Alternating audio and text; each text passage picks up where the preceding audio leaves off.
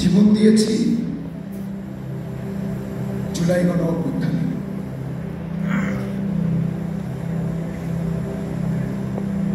আজ আমাদের বলব 2024 সালে জুলাই গণ অভ্যুত্থানের গল্প। তখন জেনজি নামে একটা জেনারেশন ছিল, দিন দুনিয়া নিয়ে ছিল না কোনো খবর, কিছু পড়াশোনার পাশাপাশি নিজেদেরকে নিয়ে পড়ে থাকতো সারাদিন। কেউ কেউ ডুবে থাকতো মোবাইল গেমসে।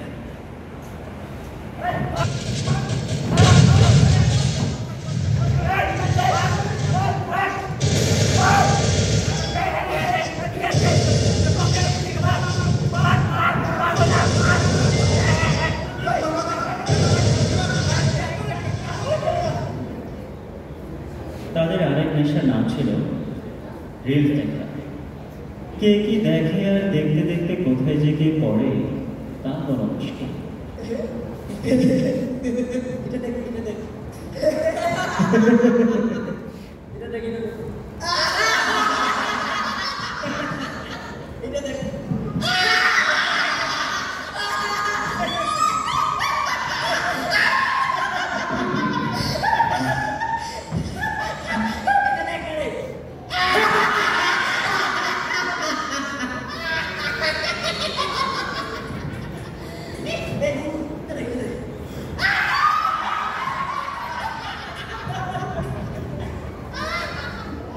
আর এর বাইরে রাত জেগে দূরে কারোর সাথে কথা বলেছিল অনেকের মন কাজ। হ্যালো জান হেনা? ও আচ্ছা, হেনার মা, সমস্যা নেই। আসসালামু আলাইকুম আন্টি, কেমন আছেন? হেনা কোথায়? কি হেনার বিয়ে হয়ে গেছে?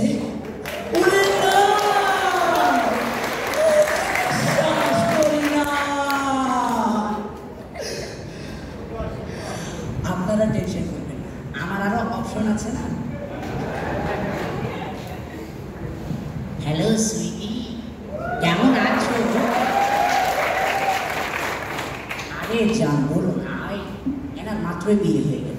আমি কিছুক্ষণ আগে বিধবা হয়েছি, এখন তোমার সাথে কথা বলতে আমার কোনো সমস্যা হবে না। আরে জান দুষ্টুমি কর না।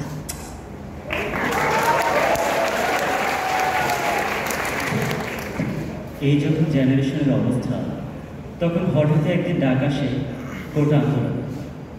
শুরুর দিকে সেটা নিয়ে কারো মাথা ব্যথা না থাকলেও পরিবেশ পরিবর্তন করে দেয় এক ঐতিহাসিক চাটুকারী সংবাদ সম্মেলন। এমনকি সেই সংবাদ সম্মেলনের আয়োজন ওই চাটুকার নিজেই। আমরা সব হারিয়েছেন তো জানি, ভাবার ব্যথা কত কষ্ট। ছিল না ছিল সেটা ডাস্টবিন, নোংরায় মিথ্যা কথা বলতো সারা। ছিল না ছিল সেটা ডাস্টবিন, নোংরায় মিথ্যা কথা বলতো সারা।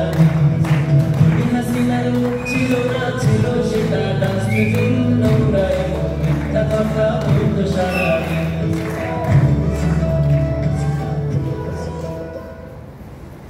আরে কি অবস্থা সবার, কেমন আছো? অবস্থা ভালো আছো? সবাই কি পূর্বাচলের প্ল্যানটা পেয়েছো? কি বলছো, পাইনি কেন? আসতে বলো, সবাই তো শুনে ফেলবে। সমস্যা নেই, পেয়ে যাবে। দিয়ে দিও, কিন্তু ওরা কিন্তু আমারই লোক। আপা বলো। দেশে যে কোটা প্রচারের আন্দোলন হচ্ছে, এই আন্দোলনে যে এত মানুষ মারা গেল, এটা নিয়ে আপনার মতামত কি? এই ব্যাপারে আপনি কি বলবেন? দাঁড়াও, কি বলবেন? মানুষ মারা গেল? সত্যি কথা বলতে গেলে কারো মৃত্যুর কথা শুনলে আমার কি যে আনন্দ লাগে। সরি, আসলে আমি বলতে চাচ্ছিলাম, কারোর মৃত্যুর কথা শুনলে আমার ভিতর বেদনার অনুভূতি প্রকাশ পায়, আর বারবার শুধু মনে হয় আমার বাবাকে মেরে ফেলেছে।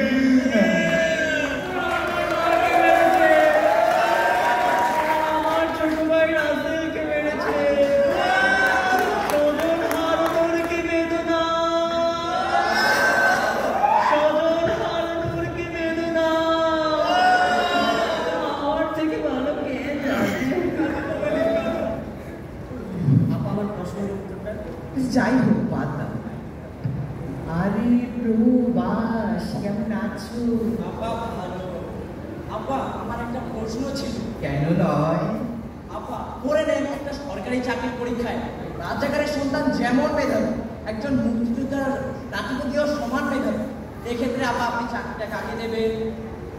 দাঁড়াও, কি বললে তুমি? আমি তো দেখেছি। আমি কি দেখিনি? এই 2018 সালে জামাত বিএনপির ষড়যন্ত্রের কারণে আমি কোটা তুলে দিয়েছিলাম। তারপর কি হলো? তারপর আমি যে ভুয়া মুক্তিযোদ্ধার কোটার নামে আমার লীগের ছেলেমেয়েদেরকে চাকরিতে ঢুকাতাম, সেই পথ এখন বন্ধ হয়ে গেছে। এই জামাত বিএনপির ষড়যন্ত্রের কারণে আমি আমার ছোট ভাই রাসেলকে হারিয়েছি। আমি আমার বাবাকে হারিয়েছি। সজল হারানোর কি বেদনা, সজল হারানোর কি বেদনা, তা আমার ভালো করে জানি। জয় বাংলা, জয় জয় বাবা। আপা, আমার প্রশ্নটা ছিল এখন আপনি চাকরিটা কাকে দেবেন?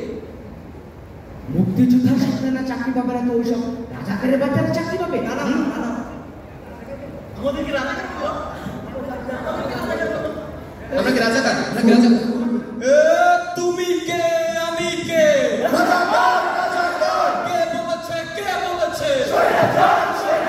তুমি কে, আমি কে? কে বলেছে?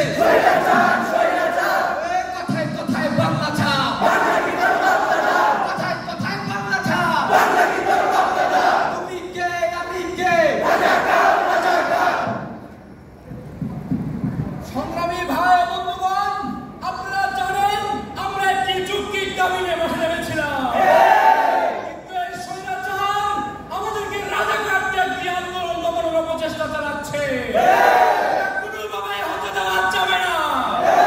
আমি সারা দেশের সকল সরকারি বেসরকারি বিশ্ববিদ্যালয় এবং স্কুল কলেজ মাদ্রাসায় তীব্র আন্দোলন করে তোলার আহ্বান জানাচ্ছি।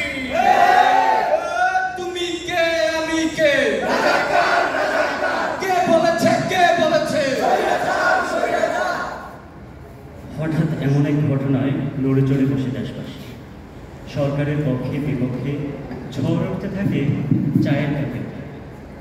কেউ কেউ এই আন্দোলনের স্বপ্ন দেখেন স্বৈরাচার পতনে, আবার কেউ কেউ বলতে থাকেন এত বড় বড় রাজনৈতিক দল 16 বছরে কিছু করতে পারেনি, আর এই বাচ্চারা কি করবে? সারা দেশে যখন টানটান উত্তেজনা, তখন সরকারি টিভিতে দেখাচ্ছে বাতাবি লেবুর বাম্পার পর।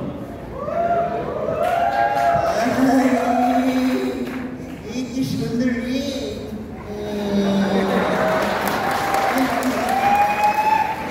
সুপ্রিয় দর্শক মন্ডলী, বাতাবি লেবু টিভির পক্ষ থেকে জানাই তোমাদেরকে স্বাগত। সুপ্রিয় দর্শক মন্ডলী, বাংলাদেশে নওগাঁতে হয়েছে বাতাবি লেবুর বাম্পার ফলন। এই বাম্পার ফলনের টাকা দিয়ে বাংলাদেশ কিন্তু ইউরোপ কিংবা আমেরিকা হয়ে যেতে পারে। সুপ্রিয় দর্শক মন্ডলী, অন্যদিকে নরসিংদীতে হয়েছে টমেটোর বাম্পার ফলন। এই লাল টুকটুকে কচি